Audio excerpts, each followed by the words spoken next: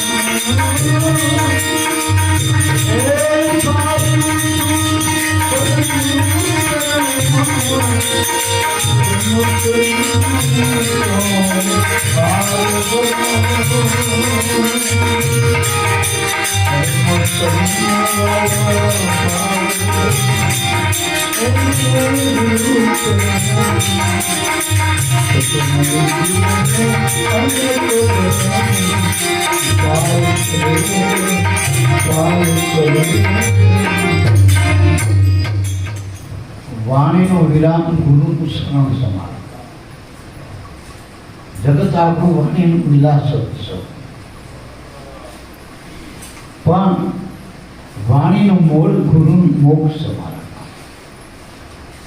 આપણે સુખ સુખની વાતો કરી, જગતના સુખ તો મારા બાપા મને વાત કરતા હતા એ ક્ષેત્રામણી બોલી ગયા દેખાય ખરા પણ હોય નહીં.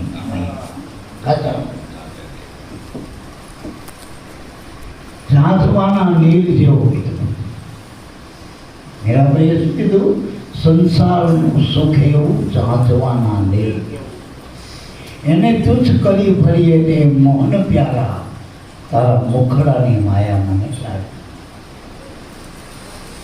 જેટલું પણ દેહીન્દ્રિયોથી જે આપણે સુખ લઈ વસ્તુઓમાં, પદાર્થમાં, કર્મોમાં, ધર્મોમાં, સંસારમાં, વ્યવહારમાં, તહેવારમાં, એ બધા ક્ષણિક સુખ છે, સાચા નથી. જેમ રાતે ભવાયાનો વેર પહેરે રાજાનો વેર પહેરે સવાર પાછું ફાળો કરવા ઉભરા આપણ બાપા તારો શું સજીવનમાં આવેલા વાપતો કેટલું કરતા હવામાં સોપડો લઈ જાય છોકરાની. આ બધા વેર છે. સાચું સુખ આત્માનું છે, જેનું પરમ સુખ એ મહાપુરુષોએ જે સુખની વાત કરે જેના આનંદ કયો, સુખ કયો, એ પરમાત્માના સ્વરૂપનું સુખ છે, આત્માનું સુખ છે. એ કોઈ વાણીથી એનું વર્ણન થાય એવું નથી. એના બીજાને કહેવાય એવું નથી ને, અને પાછું કહેવાય એવું નથી. કોને કહું દલડાની વાત નથી કહેવાતો. જીને જીને કહું એ તો કે કયું ના માને. આપણે ઘણી વખત કહું કે કરોડો અબજો રૂપિયાની ઉદ્યોગપતિની આવક થાય, જેટલા નામાધારી અંબાણી હોય, ગડાણી હોય, પણ એના કરતા એ ગુરુના બાળકનો સુખ વધુ મળે લોકો કમાણી કરતા. કારણ કે એક શ્વાસ મેં જાતે તીન લોકો કમાણી કરવાનું સાધન ગુરુના ઘરમાં શ્વાસ. જગતમાં દેહની હાજરી છે અને ગુરુમાં શ્વાસની હાજરી. શ્વાસા સર્વનો આત્મા બાહ્ય ભીતર એક વવા વિશ્વમાં રમી રહ્યો વન ન જુદો લે. અને સમરણે શ્વાસનું કીધું હતું, હર શ્વાસ કી સમરણી. એમને કીધું કે રામ નામની માળા ફેરો, કૃષ્ણ નામની ફળો, માતાનું નામ નહીં. સમરણ કોનું કરવાનું? શ્વાસા. શ્વાસાનો અર્થ થાય સ્વની આશા, પોતાની. પારકી આ સદા નિરાશ. બીજા આપણને શું સુખ આપશે? એ તો પરાયા સાધન સુખ છે. એક સાપેક્ષ અને એક નિરપેક્ષ. સાપેક્ષ એટલે સાધનનું સુખ. ઘણી વખત જગતમાં સાધનો હોય પણ આપણાથી એની ઇન્દ્રિયો શિથિલ હોય, સુખ નહીં લે. રૂપનું સુખ લેવાનું હોય પણ આંખ મોતી આવે, શું કરીએ? ઘણી વખત આંચી વારી હોય પણ આમે કયું ના આવે, કેળાવું શું જવું ઉર્જા એટલે બે હરખાઈ નથી હોતી. કર્મમાં કોઈ દી હરખાઈ ના હોય. એમાં બધી વાતે તો નથી જ વાતો. છેલ્લે જન્મ મૃત્યુની જાતકો સો સંતોષ અને એ ગેરંટી વગરનું છે. વોરંટી નથી, ગેરંટી. શાશ્વત સુખ આપણા હાથમાં અને એ ગુરુના ચરણમાં. એટલે જ બધા ગાંડા હશે ગુરુનો મહિમા નથી. ગુરુ એટલે પ્રકાશ, જે તમને દેખાડે એનો ગુરુ કહેવાય. આત્માનો ઓળખાવે એનો ગુરુ કહેવાય. આપણા દાદા કહેતા કે સતગુરુ એને કહીએ જે આપ સ્વરૂપ ઓળખાવે, આત્માનો ઓળખાવે. અને આપણાથી અન્ય ઓળખાય એ કાયમ નથી રહેતો. પછી માનો કે રામા પીર આવો તો ક્યાં કાયમ રહે? અવતાર આવ્યો તો કે આયા ગયા થઈ ગયા, થયા પાછા ગયા, અને હજુ કે આવવાના વધારશો. કાયમ બસે કીધા એ આપણું આત્મા. એટલે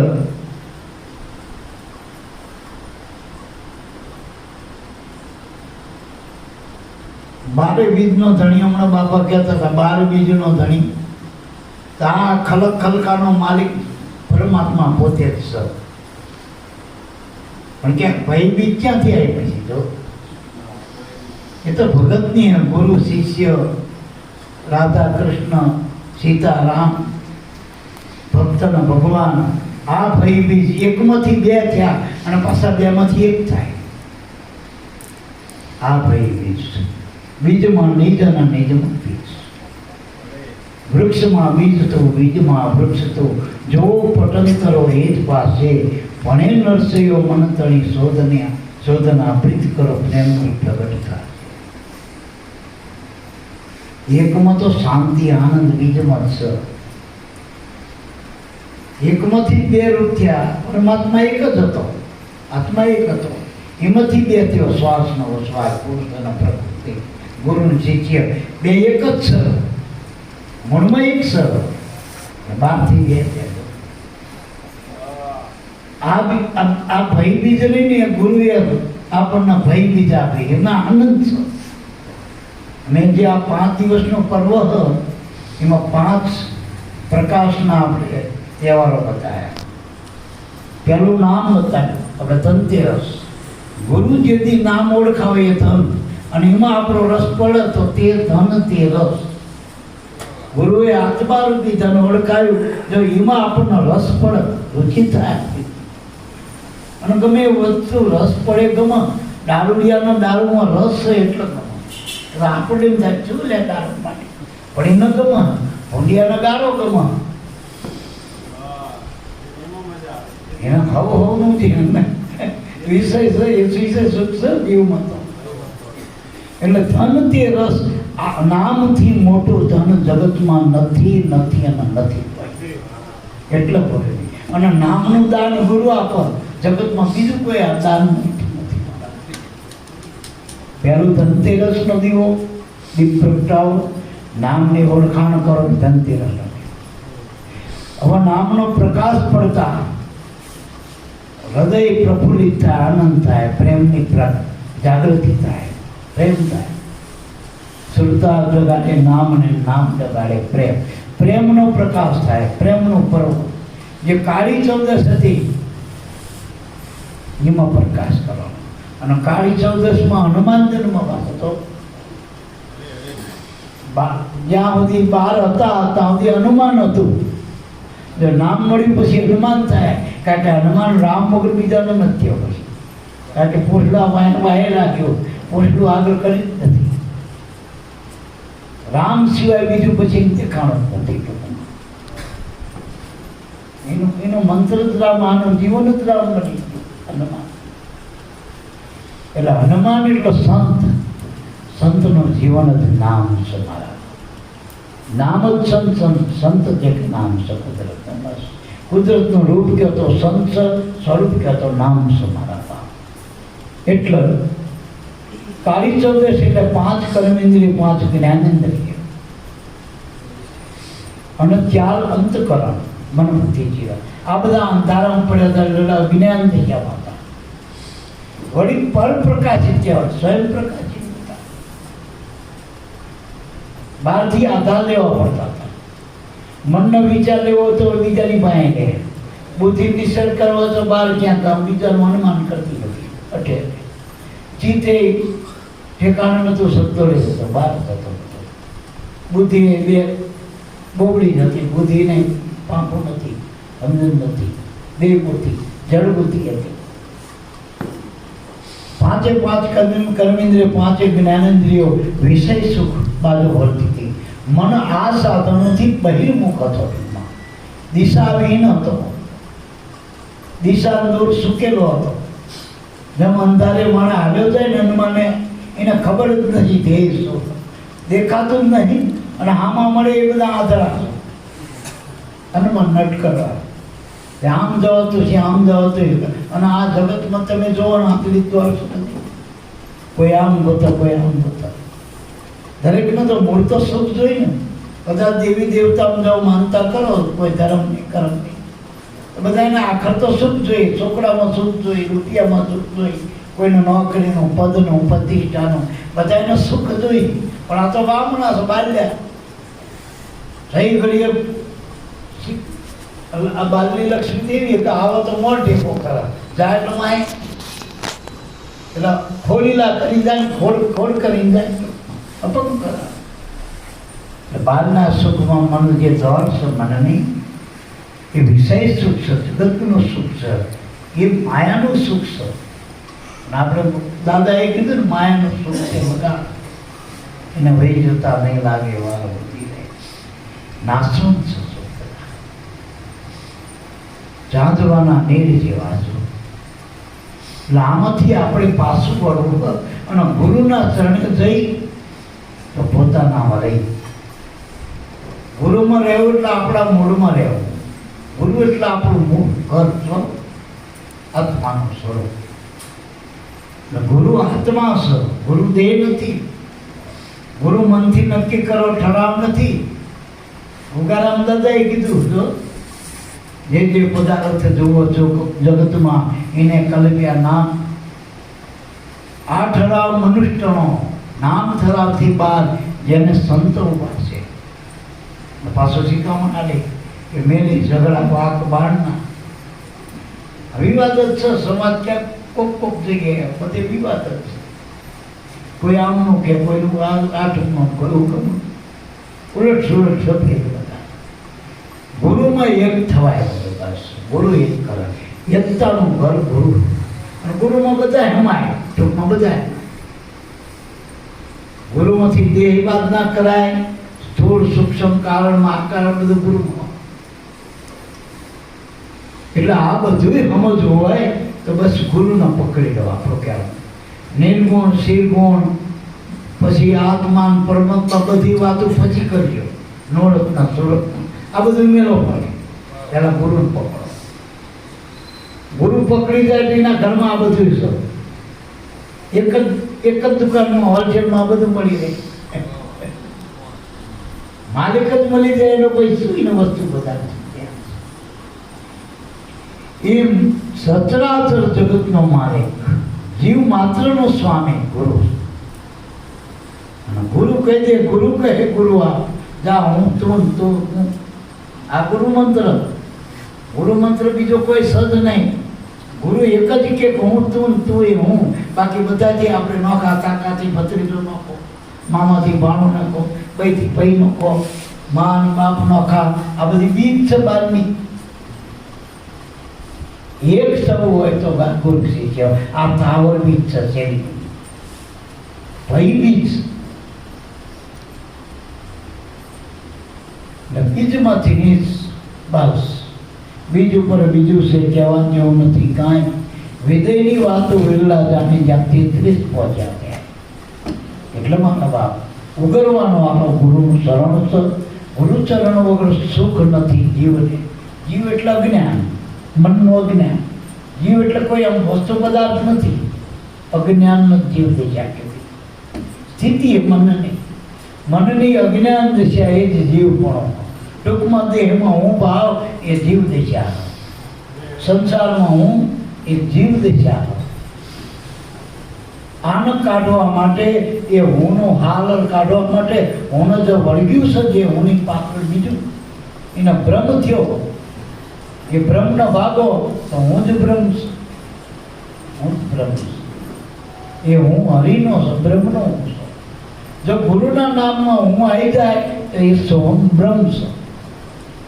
અને જો ગુરુ દેહ, આ હું દેહમાં લાગે, હું કાકો, હું ભત્રીજો, પટેલ, દરબાર, હું ગુરુ, હું ચેલો, આ બાર જો કેવું એટલે જીવ દિશા કહેવાય. એટલે જીવ દિશા.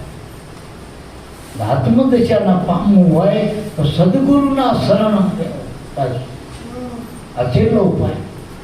હવે ગુરુનું શરણ થયું. ઘણા કે આ પાછા બાપાને પગ પકડી બેહીએ. હવે કદાચ વારા પછી એમાં ભીમ બાપાને 5 ભાઈ 6 યજવાનો ના વાગે, પચાનો પરિવાર. પણ ગુરુનું ચરણ એટલે શ્વાસનો ઉશ્વાસ. નામના 2 વિભાગ છે. શ્વાસનો ઉશ્વાસ અંદર જાય, શ્વાસ બહાર નીકળ્યો એનો ઉશ્વાસ કહેવાય. 2 મળતા ગુરુ, 2 એક થાય ત્યાં પુરુષ. બસ गुरु गुरु सदगुरु भजिले आठे पोरे हरदम में और नहीं कोई नाव दूसरो तरने को अभाव. गुरु बिना जग माही और कसु जो ढूंढते सभी अंधा गुरु बिना भटकते. गुरु ना ज्ञान वगर जे भटक्या था ने हमणा बापाए वाणी कीधी कातम ज्ञान वगर बधा भटके तो जब पेली जड़માં ઉગમમાં માછલી ભટકલ એમ મારા બાપ. જબ જળમાં રહીને માછલી પ્યાસી લે એમ ગુરુમાં રહીને જો આપણા આત્માનો અનુભવ જ્ઞાન. તો જ્ઞાન 2 પ્રકારના, એક પરોક્ષ જ્ઞાન છે અને એક અનુભવ જ્ઞાન છે. પરોક્ષ જ્ઞાન એટલે માહિતી જ્ઞાન. પાછા બાપાની સોંપડી વાંચું, અત્યારે ઉગા બાપાની સોંપડી વાંચું, એનું જીવન ચરિત્ર સાંભળું, ઉગા બાપાનો મહિમા જાણું અને બધાને કહેવા માંડું, એ પરોક્ષ જ્ઞાન. જેમ સપનામાં ભગવાન મળે એવું. પછી ગોતવા જાય ના ચડે. અને મીરાને દીધી રોહિદાસે બતાવ્યો ને તો મીરા સપનામાં પડી ગઈ. એમાં તો પછી વિવરતા થાકી. પછી જ્યારે ગિરધરલાલ મળ્યા, આ નામ મળી, ગુરુગમ મળી, એ જ ગિરધરલાલ. પછી મીરાને કીધું ચાલે આને છાના રાખવા કરો. આ ગુરુને છાના રાખવા. છાના રાખવાના એટલે કહેવા જેવું નથી કાંઈ. હમણાં ના કીધું અનુભવે પદ પામીએ. પદ છે તુર્યાથી, તુર્યાથી ને તું રહ્યા એનાથી ને અતીત સદવ. હું ના રહે તું ના રહે, બસ બેયનો બાદ થઈ જાય. જ્યાં દ્વૈત પ્રપંચ માત્ર મટી જાય ત્યાં અનુભવનો વરદાન. એટલે અનુભવમાં એકતા. પેલા કોકે કીધું કે આ કર્યું સર એ તમે જાણ્યું કહેવાય. તમે કે લાડવો કર્યો, લાપસી કરી, એ તમને કોને કીધું? કે મારા બા કહેતા હતા, મારા ઘરના કહેતા હતા. પેલા કે અમારા મામાને આવ્યો તે કેટલા લાડવા કર્યા, માસીએ કીધું લાડવા કર્યા. અરે મારા મિત્રને આવ્યો તે એ કર્યા, પટેલમાં કર્યા કીધા, ભામણે કર્યા કીધા, બધાએ કર્યા ક્યાં એમ. બીજું કે એ તો આપણે તો કોઈ પૂછવા નહીં બેઠા, પણ મેં આખું પાક શાસ્ત્ર વાંચ્યું એમાં લાડવાની રીત વાંચી હતી. એ છેલ્લે પરિણામ કીધું કે લાડવો ગરીબ હોય, ગોળ હોય, ગરીબ હોય. એ બે માહિતી જ્ઞાન છે. પેલું સાંભળેલું જ્ઞાન છે, પેલું વાંચેલું જ્ઞાન છે. પણ લાડવો ખાધા પછી ગળ્યો લાગ્યો, પછી મૂંગો ભલો ના બોલો, પણ ગળ્યો લાગે વાત પાકી થઈ. ગળ્યો લાગે વાત પછી કોઈ એમ લાડવાનો ખાટો કે ખારો કે કડવો કે ને એમ ગુરુનો જે શબ્દ છે એ અનુભવનો છે, એને અનુભવવાનો છે. એટલે તો આપણે બોલવાની ના પાડી, બોલાય નહીં, શબ્દ બોલાય. એનો અનુભવ કરો. અનુભવ કરો એટલે શબ્દ ક્યાં ઉભો છે? આપણે પાંચા બાપા કહે એટલે હું કહું શબ્દ બોલું, બધાની નજર ક્યાં જાય? અહીં બધા બાપાના તરફ જાય. એમ ગુરુ શબ્દ ક્યાં ઉભો રહે? શ્વાસમાં શ્વાસને બધી. હવે આંખે નથી દેખાતો, સુરતાથી જોવા. અને સુરતાથી જ્યારે જડી જાય, ગોતવા જાય, પછી સુરતાય રહેતી નથી. પછી બાર એમ કે કોણ સુરતા શબ્દ બની જાય, જેમ ઈયળ જ ભમરી બની જાય. એ ઘરનો જાય પછી એમ કે હું તો ઈયળ હતી ને ભમરી બની. બીજી એના જીના ભેગી બેસતી હતી ને ઈયળું, એ ભાગવા માંડી, ભમરી આવી, ભમરી આવી. આ તો નક્કી તો એમ ગુરુના ઘરમાં જાય એ ગુરુ જેવો બની જાય. ગુરુ કઈ 5-25 નો ઠરાવ નથી. 25 માણસ કે કાથી તું ગુરુ, 50 માણસ કે વોટિંગ કરાથી તું સંત, 25 માણસ કે તું ભગત. એવી ભગત ના થવાય. તો ઠરાવ છે ભગતનો. અને ગામમાં ઘણા ભગત કહેતા હોય, પછી ભગત રામ રામ દાડા કેવો, એ ઠરાવેલા નામ છે. ભગત એ બધું અંદરથી થાય. એનું ખાસ કોઈ ભજન કરીને ભગત કહેવાય, ખેતી કરીને ખેડૂત કહેવાય. ને આપણા લાભુ દાદા કહેતા હતા કે વાણી અપાર સુણાવે ભલે ને, પણ કે બ્રહ્મપદ વાણી મનાવે. વાણી અપાર સુણાવે ભલે ને, ભલે વિધ વિધ કર ગાવે. બ્રહ્મપદ વાણી મનાવે રે બ્રહ્મપદ. પછી મેં એક દાખલો આપ્યો, 2-3 દાખલા, પણ એક દાખલો આપણે કહેવો કે ખેડૂત બન્યો પણ ખેડ જાણે નહીં, ખેડૂત નામ ધરાવે. આપ ખેતરમાં દાડા જામ્યા, પછી બીજે પરલે ગાવે. બ્રહ્મપદ વાણી મનાવે ભલે વાણી પાડો સુણાવે. પછી એક જગ્યાએ એવું કીધું ને બાપાએ કે એક માણસની અનેક સદીઓ, ભલે કોઈ પૂજે ને કોઈ પસાડે, પણ મૂળ પુરુષનો લાભ આની નહીં. ભલે રંગ અનેક ચિત્ર બ્રહ્મપદ વાણી મનાવે. એમ અનુભવ છે. પછી કોઈ માનક ના માને. અને એક એક કીધું ને બીજાએ લીધું, આમ પૂરું થઈ ગયું. આપણે લેતા નથી કે બધી લઈ લ્યો પહેલા, અને પછી જે દાણો જે ભૂમિમાં પડ્યો ને એમાંથી એક ના અનેક થઈ જાય. અને બહાર લેતો બહાર લેતું ચોટલા ખાઈ જાય, ઉદેર ખાઈ જાય, કબૂતરા ખાઈ જાય. એ ઉગો ખરો. જે બીજક નામ નાખ્યું એ સીધું ભૂમિકામાં પડવું જોઈએ, હૃદયમાં ઠરવું જોઈએ. અને બાપા કહેતા હતા દાણો આખો હોય એવું ભરો. થયો ના. તમે મોટો 4 હાથનો ખાડો કરો પણ અડધો દાણો નાખો જ નહીં, હળેલો નહીં.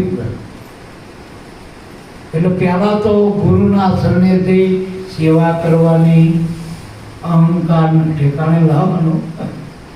નકર અહંકાર આડો છે અને સેવા કરો તો અહંકાર ઓછો થશે.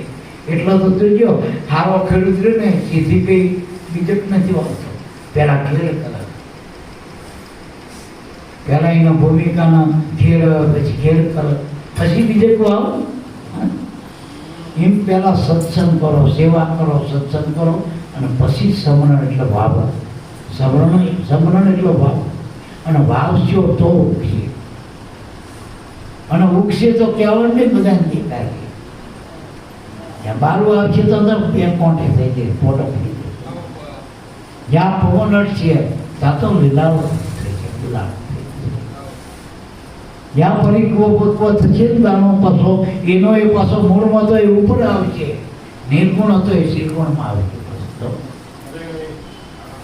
વાય તો શું? નામ. નિર્ગુણ હતું નામ તો, પણ જ્યારે પ્રગટ થયું ત્યારે શ્રીગુણ, અને શ્રીગુણ પાછું આંબો થાય એટલે કેરી જેટલી થાય, અનેક થાય.